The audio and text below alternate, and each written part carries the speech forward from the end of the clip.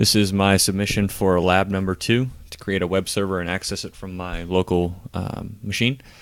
So I chose to go with Azure, and I spun up an Ubuntu, I think it's 17 server instance, because I haven't used Azure before. Anyway, so I decided to serve my web server using Nginx. Nothing crazy, just logged into it with SSH. I set it up for password option instead of using a key to connect via SSH. So I ran, let's see what we got here, just to show you the process.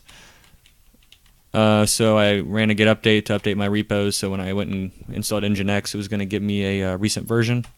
I made sure that my file was good. I made sure the HTML was going to be served. Oops, okay. So my web server is good, everything's good there, but then I ran into the problem that I couldn't ping it because Azure, by default, will block all incoming traffic coming over on port 80, which is the default TCP port, so that was a problem. So I had to do some research, and I figured out that I could hop in here to the network settings. I actually tried running this command right here to open the port. It didn't work. So I decided to run into Azure's inbound port rules, and I found this deny all inbound traffic rule. So if that's going to deny any traffic on port, well, any port, as well as that UDP and TCP from any source, anything denied, I learned that to have a firewall rule that is a higher priority can override that rule because you can't edit it because it's a default parameter.